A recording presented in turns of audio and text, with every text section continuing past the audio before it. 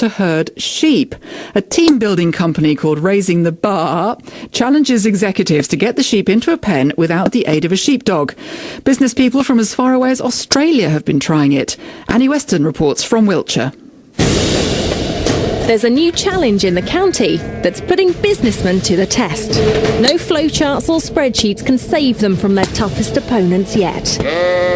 Here's Chris Farnsworth to explain. This is working with live animals, and they read your energy, and that's the real secret, is because they are the judge. It is just the communication between you and your colleagues to get the sheep in the pen. It really does work. Yes, it's a team-building idea by Cairn-based company Raising the Bar, taking stressed city types out into the Wiltshire countryside to physically herd sheep. No dogs or whistles allowed. Shepherd Chris Farnsworth came up with the idea and says unlike any other team-building event, everyone has to muck in equally. Everybody has to get involved, because if there's a weak link, the sheep will pick it out. So you even have to motivate that person who doesn't really want to be there, because otherwise nobody's going home until the sheep are in the pen. They will stand in the field most probably for about a quarter of an hour thinking about all the aspects of the sheep and how we should communicate, whether we should shout, whether we should sit down, whether we should act like a dog, and then we'll all discuss who should be the best shepherd, and they just simply eventually get the sheep in the pen. And it's just incredible, the different strategies, the communication skills. What we do is actually film some of it, and then we give feedback. So it is a real day on the farm. So how hard can it be to get 9 sheep in a pen? Teenagers from the Wiltshire charity Inner Flame gave it a go. Here's Greg. Now the sheep are starting to move. Justine, drop back a minute. Or don't drop back. Just carry on trudging along. If you go over that side by Lucas, right, if we drop back, let them guide them in and round. I don't think we've really got our strategy up and running too well here. We're just... Run! What are you doing? Oh dear. It can take up to 2 hours for a team to get the fluffy ewes in the pen, and shepherd Chris Farnsworth says it's more than just a fun day out on expenses. They wouldn't waste their money unless they were getting that big buzz, that better communication. You know how you got a team working. It really does bring a team together, because it is so out of the box, I guess. It's outside most people's normal experience. Run around after a few sheep, I tell you what, it always brings out the character in everybody. So what does a real-life shepherd make of this? We've been joined in the studio by Jon Monks, who used to be a hill shepherd in Northumberland before setting up an outdoors company called Shepherd's Walks. Jon, how difficult is it to herd sheep? It takes a few years to get the skill. I know I started when I was 16, and the first time I tried moving sheep, it was a little bit of a shock, because you need a few tactics about getting them in the right direction. But I think the people who are brought up on farms naturally have it, and thankfully we can get the flocks moving around and into the pens like we should be.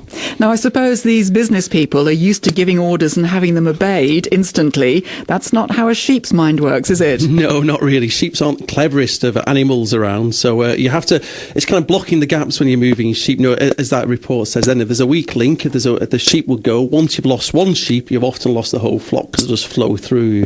So it is trying to think as a sheep, is looking big. Do you know, I've got 2 young children who used to help me on the farm. We used to always say, stand big when we're moving the sheep. Well, what do you mean? You stand tall, put your arms out and look big so they don't get past you. If you just stand there and cower and you've not got the confidence, they see a weak link, straight past you, and then you've lost it. Who'd have thought sheep could be that devious? They're clever animals. Well, they're clever but stupid in the same way, really, yes.